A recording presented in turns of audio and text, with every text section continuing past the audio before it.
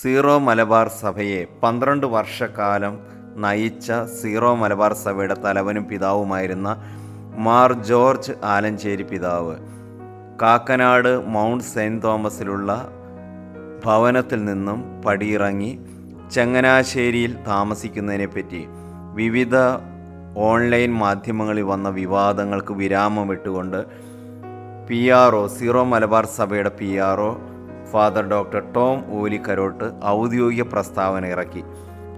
Zero Malabar സഭയുടെ major arch bishop എമീരിറ്റസ് കർദിനാൾ Mar George Alencherry പിതാവ് സഭാ കാര്യാലയമായ കാക്കനാട് മൗണ്ട് സെൻറ് തോമസിന് താമസം മാറ്റുന്നതുമായി ബന്ധപ്പെട്ട് തികച്ചും അടിസ്ഥാനരഹിതമായ ദുഷ്പ്രചരണം ചില വാർത്താമാധ്യമങ്ങൾ നടത്തുന്നത് ശ്രദ്ധയിൽപ്പെട്ടു.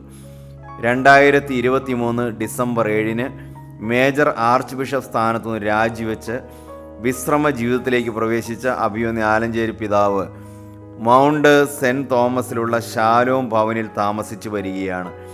കഴിഞ്ഞ മാസങ്ങളിൽ പിതാവ് ഒരു ശസ്ത്രക്രിയയ്ക്ക് വിധേയനായിരുന്നു.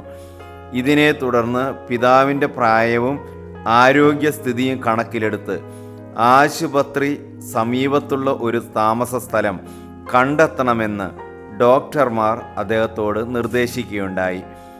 അതിൻ പ്രകാരം അഭിമന്യ പിതാവ് ചങ്ങനാശ്ശേരി ചെത്തിപ്പുഴ ആശുപത്രിക്കടുത്തുള്ള വൈദിക മന്ദിരത്തിലേക്ക് താമസം മാറ്റുന്ന കാര്യത്തിൽ major archbishop Mar Raphael Thattil പിതാവുമായി ആലോചിച്ച് ആവശ്യമായ നടപടികൾ സ്വീകരിച്ചു വരികയാണ്.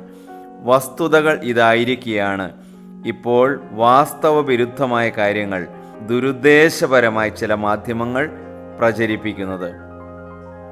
12 വർഷക്കാലം സീറോ മലബാർ സഭയെ നയിച്ച് ഇപ്പോൾ വിശ്രമജീവിതം നയിക്കുന്ന അഭിമന്യ കർദിനാൾ മാർ ജോർജ് ആലഞ്ചേരി പിതാവിനെ അനാവശ്യമായി വിവാദങ്ങളിലേക്ക് കൊണ്ടുവരുന്നതിനെ ശക്തമായി അപലപിക്കുകയും ബന്ധപ്പെട്ട മാധ്യമ സ്ഥാപനങ്ങൾ ഇത്തരം ദുഷ്പ്രചരണങ്ങളിൽ നിന്നും പിന്മാറണമെന്ന് ആവശ്യപ്പെടുകയും ചെയ്യുന്നു.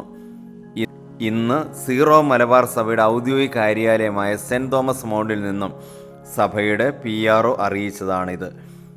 അഭിമന്യ കർദിനാൾ ജോർജ് ആലഞ്ചേരി പിതാവിന് വേണ്ടി നമുക്ക് പ്രാർത്ഥിക്കാം.